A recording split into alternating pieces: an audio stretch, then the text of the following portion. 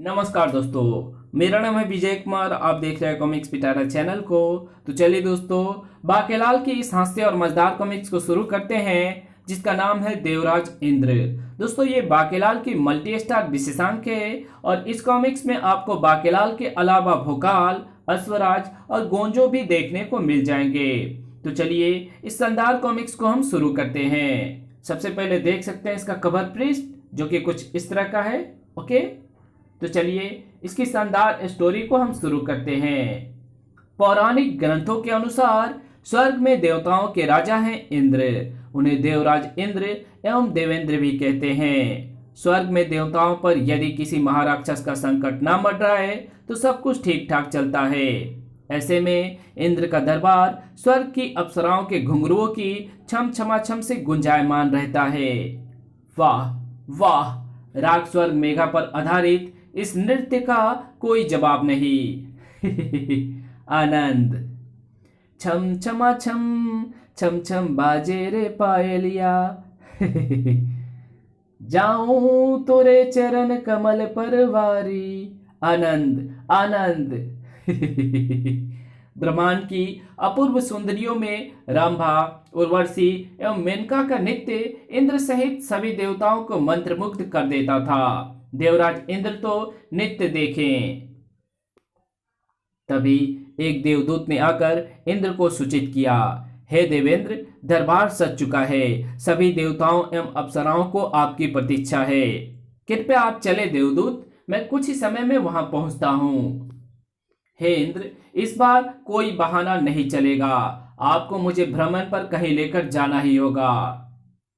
आपसे भले तो पृथ्वी के पुरुष हैं, जो वर्ष में एक बार अवश्य ही सपरिवार भ्रमण पर जाते हैं। कोई पर्वतों की सैर को तो कोई नदियों झीलों की सैर को, कोई समुद्र किनारे तो कोई वैष्णो देवी के दरबार या अन्य तीर्थों की सैर को। इस विषय को टालना अब इंद्र के वश में नहीं रहा था। आखिर पत्नी का मामला था। सची, तुमने तो मेरी तुलना पृथ्वी के पुरुषों से कर डाली प्रिय। देवदूत क्या सोचता होगा, ये उचित नहीं। ठीक है, हम आज ही भ्रमण को चलेंगे। क्या सच? ऐसा तो पृथ्वी के लोग कहते हैं। स्वर्ग में कोई असत्य कथन नहीं कहता। अपना कार्य निकलवाने की ऐसी तुलनात्मक विधि मैंने पृथ्वी की स्त्रियों से ही सीखी है। इंद्र भ्रमण पर प्रस्थान की तैयारी में थे और महाराक्षस तिलिस्मासुर, धूल झोंकासुर एवं मंत्रासुर राक्षस लोग से स्वर्ग को कूच की तैयारी में थे। आपो पापो जपो जपासुर 1005। अपो पापो जपो जपासुर 1006। अपो पापो जपो जपासुर 1007। अपो पापो जपो जपासुर 1008। प्रथम मंत्र आहुति पूर्ण हुई। अब मैं आरंभ करता हूं द्वितीय मंत्र आहुति। द्वितीय मंत्र है चंपक चूचू चैचे चाचा।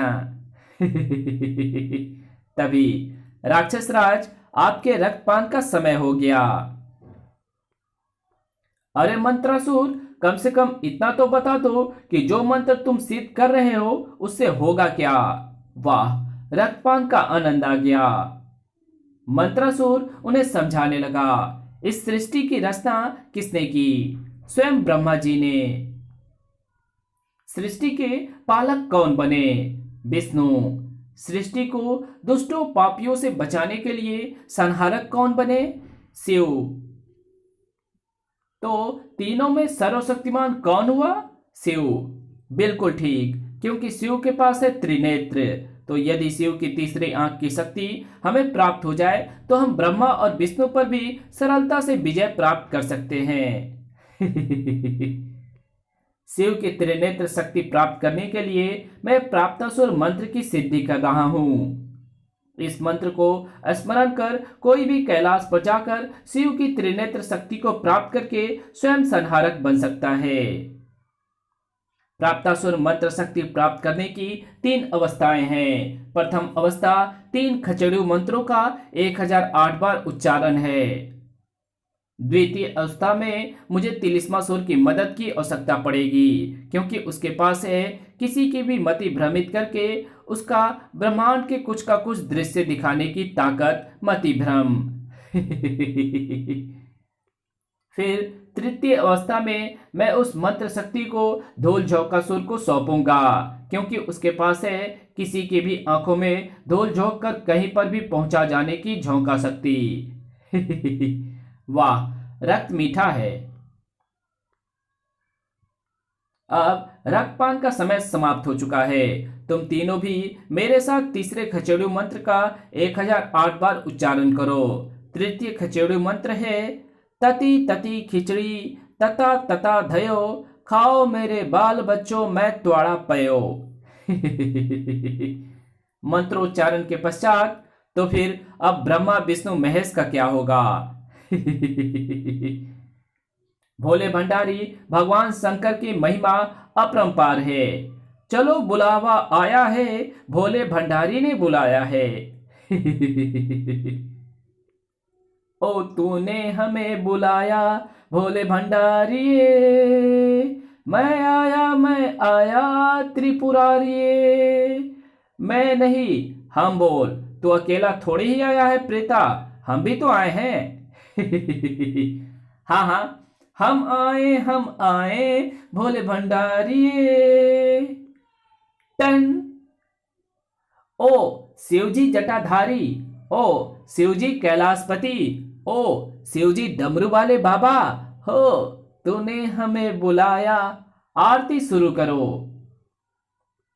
बोलो जय शिव ओमकारा, भज शिव ओमकारा, ब्रह्मा विष्णु सदाशिव अर्धांगिनी धारा, एकानन चतुरानन पंचानन राजे, हंसानन गरुड़ानन वृषवाहन साजे। बोल जय शिव ओंकारा। अरे अरे बस करो। आरती के पश्चात प्रिय गणों, संपूर्ण ब्रह्मांड की सुख समृद्धि के लिए उस पर दृष्टिपात करने हेतु मैं ध्यान की अवस्था में जा रहा हूं। किसी भी अवस्था में मेरा ध्यान भंग ना होने पाए, इसी प्रयोजन से मैंने तुम सब गणों को एक साथ बुलाया है। ऐसा ही होगा हे कृपा निधान। शिव के गणों ने कैलाश को चहु ओर से घेर लिया ताकि शिव के ध्यान में कोई व्यवधान ना पड़ने पाए। इसी अवसर की ताक में था मंत्रासुर। वो मारा। प्राप्तासुर मंत्र की प्रथम अवस्था की समाप्ति के साथ ही हमें अवसर प्राप्त हो गया। कैसा अवसर मंत्रासुर? स्वयं को भगवान कहने वाला वो छलिया शिव इस समय ध्यान की मुद्रा में है। इस अवस्था में वो कैलाश पर विराजे विराजे ही तीनों लोकों को अवलोकन करेगा। इस बीच यदि पृथ्वी, आकाश और पाताल में कोई संकट सिर उठा रहा होगा तो उस बहुरूपीय शिव को उस संकट का ज्ञान हो जाएगा, जिसके अंत या निवारण के लिए शिव अपनी लीला रचेंगे। किंतु मैं ऐसा नहीं होने दूंगा। क्योंकि यदि ऐसा हो गया तो त्रिशूलधारी को हमारे षड्यंत्र का आभास हो जाएगा और त्रिशूलधारी हमारी ओर से भी सावधान हो जाएगा। ओह तिलिस्मासुर, अब तुम्हारा कार्य आरंभ होता है। शिव ब्रह्मांड का अवलोकन कर रहे हैं। तुम शिव की दृष्टि को भ्रमित करके उन्हें वो दिखाओ जो हम चाहते हैं, अर्थात हर ओर सुख एवं शांति का साम्राज्य। और उनके ध्यान की ये मुद्रा तब तक भंग नहीं होनी चाहिए जब तक हम अपने उद्देश्य में सफल ना हो जाएं। ऐसे ही होगा। चली चली फिर चली चली, चली तिलिस्मा की हवा चली। देवराज इंद्र भी चल पड़े थे अपनी पत्नी सची के साथ पर्यटन को। हे इंद्र, आपने ये तो बताया ही नहीं कि अवकाश व्यतीत करने हम कहाँ जा रहे हैं। हे सची, किसी रमणीक पर्वतीय स्थल से बढ़कर और कौन सा स्थान होगा? तो फिर कुल्लू घाटी या ऊटी जैसे पर्वतीय स्थलों को चलते हैं। वे स्थान तो पृथ्वीवासियों के भ्रमण हेतु हैं प्रिय। हम सीधे बर्फ से आच्छादित कैलाश पर्वत को जाएंगे, जो पृथ्वी एवं स्वर्ग के भी निकट है। नारायण नारायण। देवर्षि नारद की चतुर निगाहों ने इंद्र का प्रयोजन ताड़ दिया था। ओह, तो देवेंद्र ऐरावत पर सवार होकर सपत्नीक अवकाश लेकर भ्रमण हेतु जा रहे हैं। यह समाचार अन्य देवताओं को देना होगा। नारायण नारायण। ऐरावत पर सवार देवराज इंद्र कैलाश पर्वत पर आ पहुंचे थे। आहा, कितना अद्भुत सौंदर्य है। और हे इंद्र, प्रसन्नता की बात यह है कि यहाँ केवल मैं और आप हैं, और ये विचार इस नैसर्गिक सौंदर्य को और बढ़ा रहा है। हे सची, तुम भ्रम में ना रहो कि यहाँ हम दोनों अकेले हैं। वाह वाह, अद्भुत। शीघ्रता से यहाँ आवास की स्थापना करो। ये क्या, अप्सराएं यहाँ कैसे आ पहुंची? इन्हें मैंने ही बुलाया है, भला इनके बिना कैसा अवकाश। वैसे भी अप्सराओं की अनुपस्थिति से अवकाश का समय किस प्रकार व्यतीत होता। हे रंभा, हे उर्वशी, हे अप्सराओं, अपने नृत्य से इस मनोरम छटा को भी मंदोष कर दो। अवश्य देवराज। इंद्र का दरबार कैलाश पर भी सज गया था। गूंज उठे अप्सराओं के घुंघरू और मृदंग की थाप के स्वर। वाह वाह वाह वाह। हे सची, सोमरस आज हम तुम्हारे हाथों से पिएंगे। बांध के मैं घुंघरू, पहन के मैं पायल, घूम के नाचू मैं। छम छम छम। शिव का वास अधिक दूरी पर नहीं था। अरे, ये मृदंग, वीणा, डमरू और घुंघरुओं के स्वरों के साथ ही उच्च रागों का उच्चारण कैलाश पर करके कौन यहाँ की शांति को भंग कर रहा है? धपड़ धपड़ छम छमा छम। शिव का ध्यान भंग हो गया तो उनका कोप भाजन बनना होगा। हमें तुरंत इस धमाचौकड़ी को बंद कराना होगा। शीघ्र ही गण आ पहुंचे इंद्र के पास। हे इंद्र, देवों के देव देवाधिपति नीलकंठ कैलाशपति ध्यान की अवस्था में है। हमारी आपसे विनती है कि कैलाश पर्वत पर आप ये धमाचौकड़ी तुरंत बंद कर दे। अपना तामझाम उठाकर इधर से कल्टी हो ले। क्या? किंतु मैं तो यहाँ अवकाश व्यतीत करने आया हूं। हिच। हे सची, थोड़ा सोमरस और दो। ये कैलाश पर्वत है, शिव का वास, कोई पर्यटन स्थल नहीं है। हे इंद्र, आप कृपया आप तुरंत इधर से दुड़की हो लें। घटक घटक। कृपया आप सभी साजिंदे अपना अपना बोरिया बिस्तर यहां से उठा ले। भगवान शंकर मेरे लिए भी पूजनीय हैं, किंतु कैलाश पर शिव का वास है, तो इसका अर्थ ये नहीं कि कोई अन्य देवता यहाँ आ ही नहीं सकता। ये मेरा अपमान है। मैं यहाँ से नहीं जाऊंगा। हिच। हे इंद्र, हमारा नम्र निवेदन है, आप यहाँ अवकाश व्यतीत कर सकते हैं, किंतु कोलाहल रहित। यहाँ नृत्य एवं गायन नहीं होगा। अब तो इंद्र को भी क्रोध आ गया। मैं स्वर्ग का राजा हूँ, सभी देवता मेरा आदेश मानते हैं। तुम मुझे आदेश देने वाले कौन होते हो? हम शिव के गण होते हैं और हम आपके अधिकार क्षेत्र में नहीं आते। हमारे लिए केवल शिव का आदेश ही सर्वोपरि है। तो फिर ठीक है, मैं यहाँ से नहीं जाऊंगा। यहाँ नृत्य भी होगा और गायन भी। मेनका, रंभा, उर्वशी, नित्य गायन आरंभ करो। अप्सराओं के लिए तो इंद्र का आदेश ही सर्वोपरि था। कैलाश पर्वत पर अप्सराएं नाचे रे, इंद्र के दरबार की अप्सराएं नाचे रे, मधुबन में राधिका छम छमा छम छम छम बाजे रे। वाह वाह, अद्भुत। धपड़ धपड़। गणों को आ गया क्रोध। उन्होंने फोड़ डाले मृदंग और तोड़ डाली वीणा।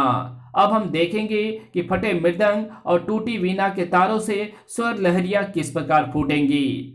हटाओ ये सब। घर्र, भड़ाक, तड़ाक। तुच्छ गण होकर तुम्हारा ये दुस्साहस। शिव के सम्मुख तो आप भी तुच्छ ही हैं। और हमने पहले आपसे नम्र निवेदन किया था। अब तो इंद्र का क्रोध आप ही से बाहर हो गया। तुमने स्वर्ग के राजा का अपमान किया है, तुम्हें इस दुष्टता का दंड भुगतना होगा। हे इंद्र, कृपया शांत हो जाएं। हम कैलाश पर्वत पर हैं। हम अप्सराओं के नृत्य एवं गायन के बिना भी तो यहाँ पर अवकाश व्यतीत कर सकते हैं। आपको इन्हें यहाँ पर लाना ही नहीं चाहिए था। यह हरगिज नहीं होगा। अप्सराओं का नृत्य यहाँ अवश्य होगा। घुंघरुओं की थाप पर भी नृत्य हो सकता है। स्वर्ग का आसन पाकर आप अभिमानी हो गए हैं और अभिमानी का सिर हमेशा नीचे होता है। यदि आपने हमारा कहा नहीं माना और यहाँ पर नृत्य करवाने की चेष्टा की तो हम आपको चेतावनी देते हैं कि हम आपसे स्वर्ग का सिंहासन छीन लेंगे। क्या कहा? अब तो पराकाष्ठा हो गई।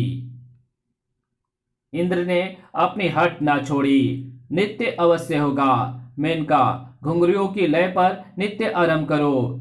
मोहे पन घटे नंदलाल छोड़ गयो रे, छम छम छम।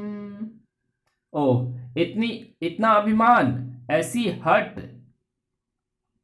अब देखते हैं कि कैलाश पर्वत पर घुंघरुओं की छमछम कैसे होगी। ओह, ये बात।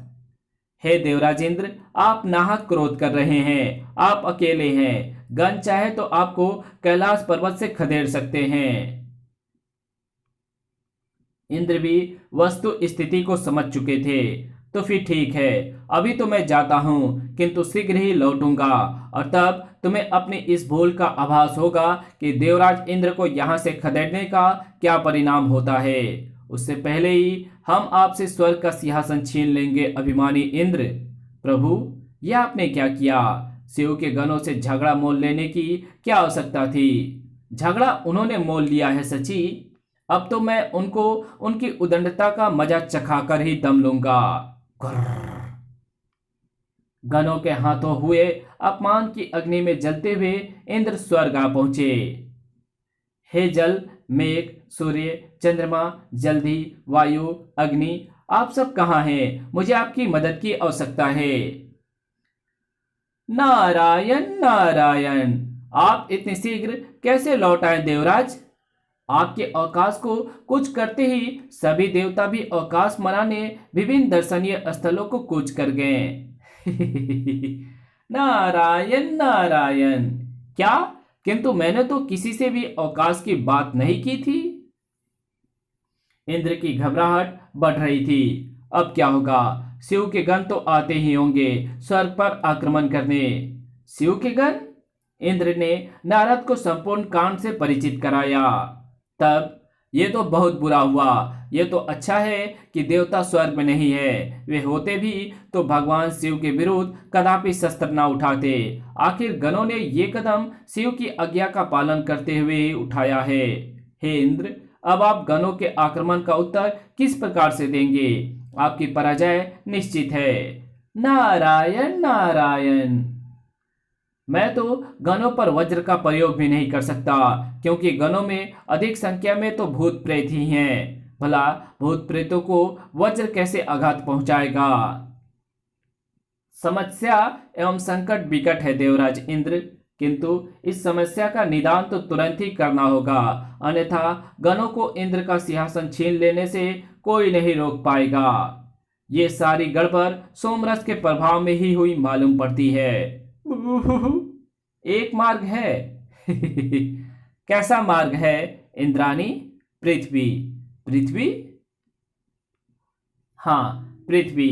पृथ्वी पर कई ऐसे पराक्रमी योद्धा हैं जिन्हें पाप के नाश हेतु स्वयं देवताओं की दिव्य एवं अलौकिक शक्तियां प्राप्त है, जिनका प्रयोग ये विलक्षण मानव मानवता की रक्षार्थ करते हैं।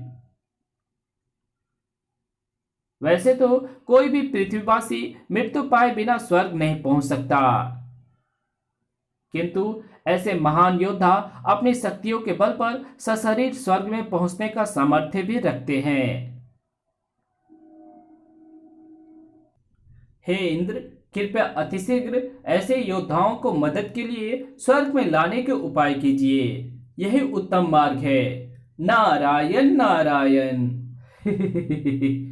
ऐसे योद्धा तो प्रत्येक युग में हुए हैं, जैसे अग्निलोक की शक्तियों का धारक गोजो, परिलोक का वासी भोकाल और अश्वलोक का विलक्षण अश्वमानव अश्वराज। मैं प्रत्येक युग से इनका आह्वान करके उनको यहां लाऊंगा। इंद्र ने तुरंत युग आह्वान यज्ञ की व्यवस्था की और कोई भी कालचक्र 4 युगों में पूर्ण होता है, सतयुग, त्रेता युग, द्वापर युग और कलयुग। इस समय कलयुग है, किंतु युग आह्वान यज्ञ करके मैं सतयुग, त्रेता एवं द्वापर से बुलाऊंगा तीनों महायोद्धाओं भोकाल, गोंजो एवं अश्वराज को। ये तीनों योद्धा मिलकर गणों को छठी का दूध याद करा देंगे। सतयुग आवाहन आहुति स्वाहा, त्रेता युग आवाहन आहुति स्वाहा, द्वापर युग आवाहन आहुति स्वाहा। मैं ईश्वर से प्रार्थना करती हूं कि आपका ये यज्ञ। नहीं, ये क्या कर रही हो सची, ऐसा मत करो। क्यों, क्या हुआ? हम जब भी किसी संकट में फंसते हैं तो मदद के लिए हाथ जोड़कर ईश्वर का ध्यान करते हैं। यदि तुम्हारी ये प्रार्थना पूर्ण हो जाती तो ईश्वर स्वर्ग में चल रही इस हलचल से तुरंत परिचित हो जाते हैं। तब बात और बढ़ जाती, क्योंकि ईश्वर तो स्वयं ब्रह्मा, विष्णु एवं महेश अर्थात शिव ही हैं। ईश्वर मुझे गणों को उनके आक्रमण का मुंहतोड़ उत्तर ना देने देते। ओह, ये तो मैंने सोचा ही नहीं था। इंद्र के आह्वान पर सर्वप्रथम स्वर्ग में पर्दापरण हुआ तंत्र और तलवार के धनी महाबली भोकाल का। अरे, मैं तो नीम का दातुन कर रहा था, ये मैं कहाँ आ गया? भोकाल की निगाह इंद्र पर पड़ी। आप लोग देवतुल्य प्रतीत होते हैं। कौन हैं आप लोग? मैं इंद्र हूँ, देवराज इंद्र, और ये मेरी पत्नी है। क्या स्वयं देवराज इंद्र? नहीं, ये स्वप्न है, ये स्वप्न है। ये स्वप्न नहीं, सत्य है। मैंने तुम्हारा आह्वान करके तुम्हें पृथ्वी से स्वर्ग बुलाया है। किंतु हे इंद्र, मुझे मेरे वस्त्र तो पहनने दिए होते। इंद्र के आह्वान पर इस बार प्रकट हो गया गोजो। अरे मंकोट, ये तो मुझे उड़ाकर कहां ले आया? स्वर्ग में तुम्हारा स्वागत है महायोद्धा गोजो। इस कहानी को यहीं खत्म करते हैं। इसके आगे कहानी पढ़ेंगे इसके पार्ट 2 में। तो मिलते हैं इसके दूसरे पार्ट में। तब तक के लिए बाय। वीडियो अच्छी लगी तो इस वीडियो को लाइक कर देना। चैनल पे पहली बार आए तो चैनल को सब्सक्राइब कर बेल आइकन को जरूर प्रेस कर देना, और जहां इस वीडियो की जरूरत हो वहां इसको शेयर जरूर कर देना। और मेरे दूसरे चैनल डिवाइन टेक्नोलॉजी और टॉप 10 पिटारा को जरूर से सब्सक्राइब कर देना। तो मिलते हैं आपसे इसके दूसरे पार्ट में। तब तक के लिए बाय।